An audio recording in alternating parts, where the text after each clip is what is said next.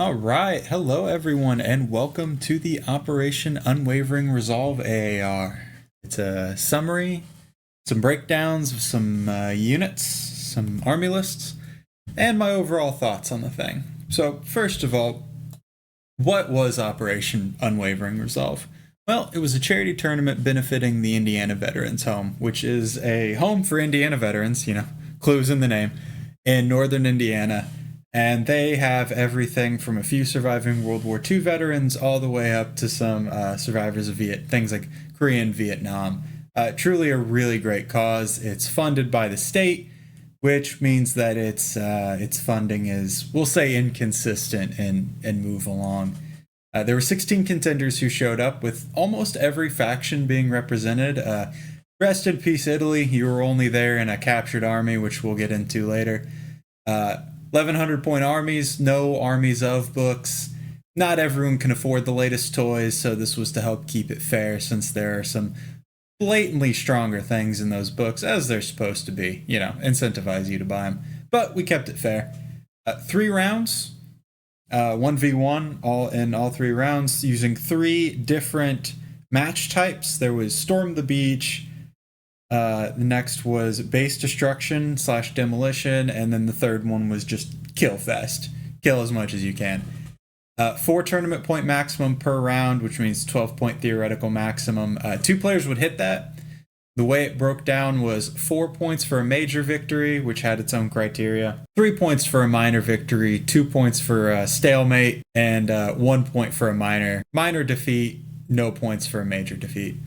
The order dice lost during the course of the tournament would be the tiebreaker, which would happen twice, essentially going for a force preservation. Some people go, what are the kills you rack up? They decided to go with how much did you preserve your force, which I thought was really interesting. What were the results of the operation? Resounding success. Veterans flowed in and out of the Veterans Hall all day. They engaged really positively with all the contenders and everything. They really loved what they saw. It made a lot of sense to them, bolt actions, dices, and orders, and that they will absolutely understand. And they did. They absolutely loved it. Raised just shy of $600 for the home between the entry fees and the raffle. There was some prize support given by a bunch of local organizations. I'll link them all down below. You should really check them out if you're any sort of local. And there was a fully painted army that was raffled off and really counted for the bulk of the money raised. They fully intend to make this an annual event. The Fighting 502nd, but specifically a guy named Cole and a guy named Caleb put this on, and they are phenomenal, and they really want to do this next year. And if they do, I will absolutely be there again, hoping to drum up a little bit more support, make it even bigger, bring in a little bit more money, because it is a great cause. The overall tournament flow, really relaxed and friendly atmosphere. Everyone was there just to play some games. You saw some weird and wacky armies that you wouldn't necessarily see on like a major tournament. It really just gave everyone a chance to hang out, meet some other bolt action players. The event took place in northern Indiana, but there were people from Kentucky, some people from central Illinois, a guy from Michigan. I think even some people from Ohio and Tennessee, maybe I'm thinking of Pennsylvania. There were 8 play tables, all with terrain brought by contenders. It was everything from the frozen Soviet airfield you're seeing here to the hell of the Bocage. Yes, I know it's Germans in the airfield, but it was a captured Soviet airfield. Armies of all types were represented, everything from pure leg infantry to mechanized monsters, as we'll see a little bit later on. First, we're going to get to the full results, and the only loser here is me fighting with the formatting, as PowerPoint did not want to cooperate on this slide. But here you got 1st through 16th, John, Jackson, and Joe taking your podium. Mike and myself rounding off 4th and 5th. Other Cameron, younger Cameron in 6th. Bree in 7th. And then going straight down the list on the right side to Sean with the Wooden Spoon Award there at the end. It really was a great time. I'm not alone in saying this, I know. I really didn't care where I placed. I was just there to help out and have a good time. And speaking of them all, here we all are.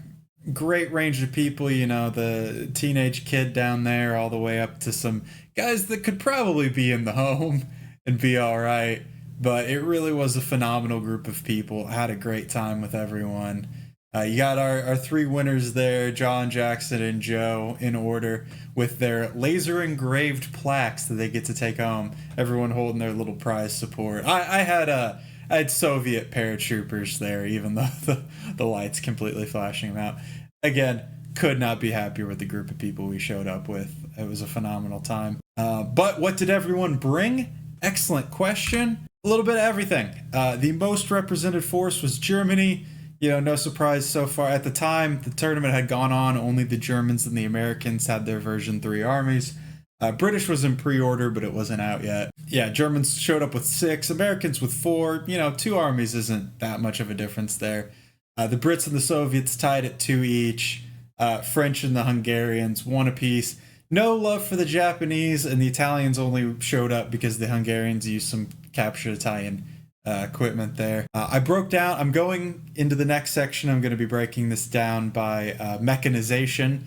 Why mechanization? I don't know, just kind of made sense in my head. You know, the eternal struggle between infantry squads and taking tanks, for instance. And so I thought it'd be really interesting to break down each nationality by what they brought. And first up, we're starting with the largest. We're going into the Germans.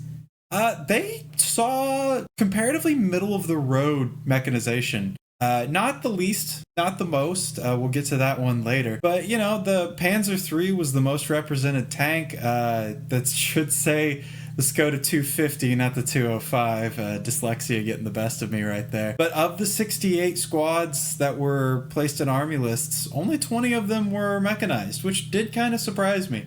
I was expecting maybe a little bit more mechanization there, but, you know, you saw half tracks, you saw tanks in about every German army.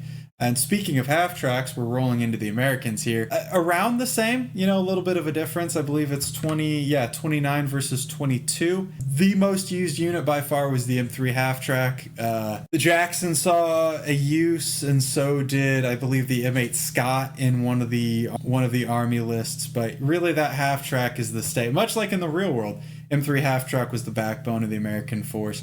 A lot of infantry units, though. One guy had 18 order dice, and only one of those was mechanized. So mechanized Greg is the outlier here. 41 total squads, 9 of them. That's backwards. I should have proofread this a little bit more. 32 leg squads and 9 mech squads. Ignore the typo there. Going into the British. British also seeing, you know, the same level of mechanization there. Most of those were from armored cars. The Otter and the Huber specifically, of the 31, 8 were mech. The Home Guard was deployed. We'll get into that in a little bit. But the Home Guard was deployed, which was a lot of leg infantry. But moving on to the French army singular here, only 1 was deployed. Really high number of mechanization here. I am counting the cavalry as mechanization just because I'm, you know, a little pedantic like that. If you think it should be leg, I get that. I really do. But that doesn't actually change the numbers all too much. It goes from, you know, 6 to 11 to 5 and 12. But, you know, 6 of the 17 coming in as mechanized. Soviets, there were 2 people who rocked up with Soviet armies, and they actually had the lowest amount of mechanization. That is because both Soviet armies were Death Star armies. They were built around what I believe was a T-34-85. I don't remember the breakdown on it specifically. One of them featured a tank rider. One of the armies also featured the bomb dogs, which I thought was really cool because I haven't really seen those played too often. A fun little unit there. Not as much mechanization of the Soviets as I thought, just the tanks, and I believe 1 tank destroyer. It was an Su-76I, I believe, was the other tank destroyer you saw. Then you have the Hungarian army. 1 Hungarian army, the single most mechanized unit. You had a Nimrod, 2 tankettes, a medium tank. All of the leg infantry were veterans, and at Fieldcraft, we will go into this army specifically here in a second because we are now going to break down your top 5 at 5th place. You know, I had to shout it out. I got 5th, so of course I'm going to be riding this high for a good long time. Rangers lead the way, and I stormed just off the podium. I, you know, couldn't quite cinch it, but I had a great time with it.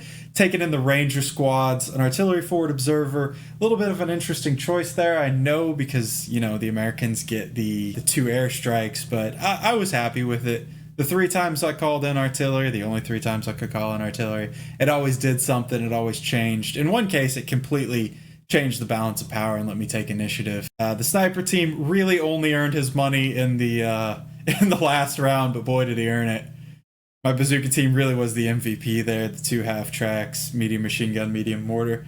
Neither one of those really did too much of anything. Those Ranger squads really carrying the team there. Moving on to 4th place, we had Mike in his German Whirlwind here. I just called it that because he had a Whirlwind. Whirlwind and the Panzer IV-H, really tough competitors there. Panzer IV-H being pretty hard to crack. Whirlwind absolutely mowing down infantry as they came. Backed by some really solid ground units there, some leg units. 2 inexperienced light mortar teams. I saw that several times. I don't know if we're going to see it in too many of the lists coming up, but definitely with everyone else, people were taking their light mortars in inexperienced, which I suppose makes sense because if they're getting shot at, things have already gone wrong. But it was interesting to see. It'll be interesting to see how everything shakes out.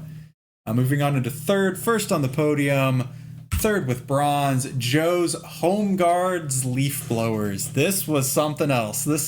Bo called this out specifically twice, and it was something to see. 4 inexperienced Home Guards squads, an infantry section, 2 medium howitzers, a light recon car, and an armored car. You know, pins get wins, and he was spitting them out. He fought hard for that 3rd place, you know, also with 9 points, same as 4th, but with a few less order dice lost. He was pure aggression with this. It was really fun to see. But speaking of pure aggression, we have Jackson with his Battle of Budapest here. 4 infantry sections, all veterans with field crafts, a Nimrod, 2 tankettes, a medium tank, 2 regular mortar teams. This was aggression incarnate to watch. He was constantly on the attack. Doesn't matter who he was going up against. Those Nimrods and that Nimrod and those 2 tankettes just absolutely spitting out high explosive templates, just keeping things pinned, devastating anything he came across.